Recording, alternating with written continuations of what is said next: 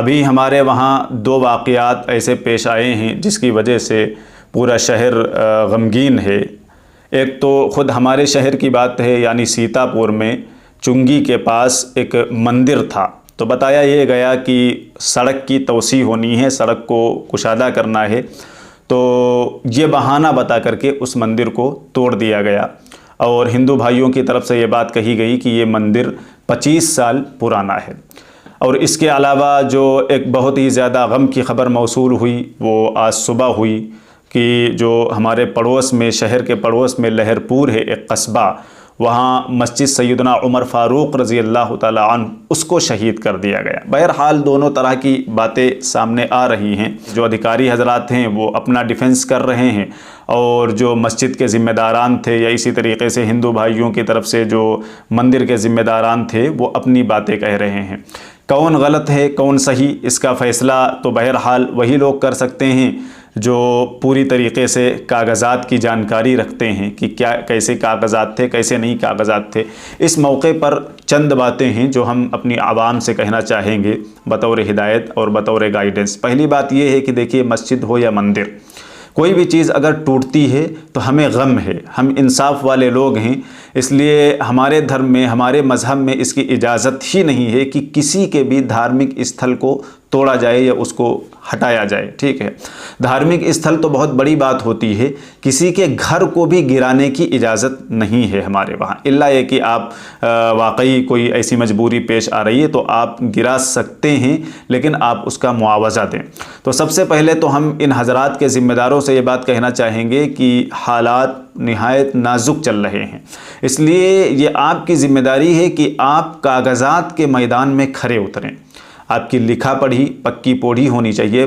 हम जानते हैं कि बहुत से लोग हैं जो इल्ज़ाम लगाते हैं कि गवर्नमेंट ऐसी है या वैसी है। बहरहाल हमें इस तरफ अभी नहीं देखना है, कौन कैसा है ये दुनिया जानती है, लेकिन हमको अपनी चीज़ें मजबूत रखनी है।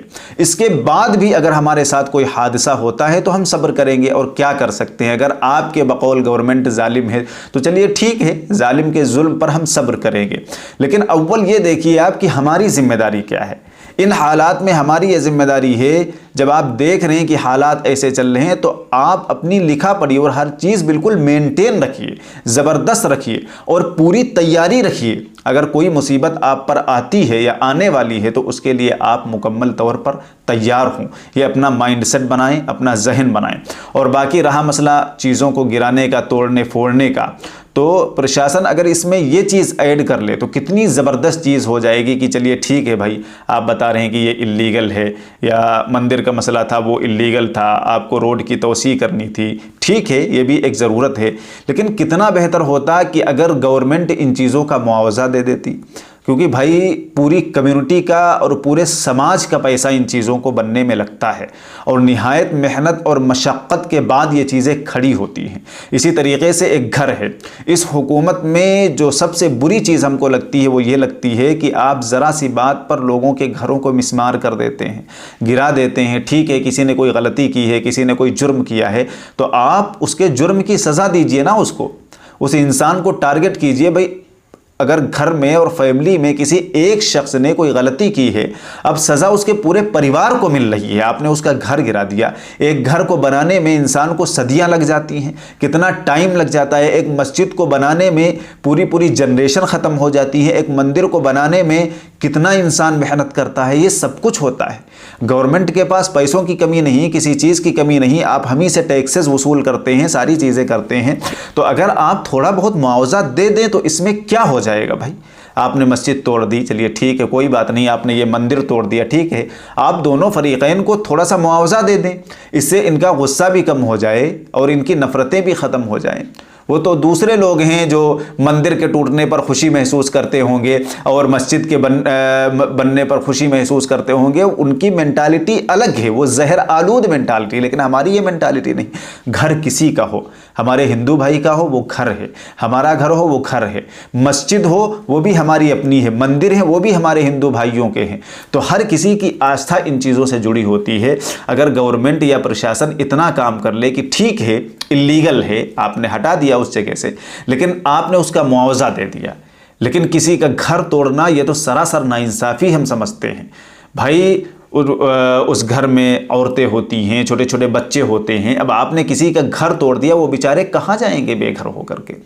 इसलिए खुदा के लिए अगर ये कार्रवाइयाँ बंद हो जाएं तो बहुत अच्छी बात है, वरना आप इस तरह की हरकतें कर रहे हैं तो आप ये मत समझिए कि आखिरी ताकत आपकी ताकत है। आपसे बड़ी भी ताकत एक है जो इन चीज़ों का बदला लेना भी जानती है और मसलों को सॉल्व करना भी जानती है।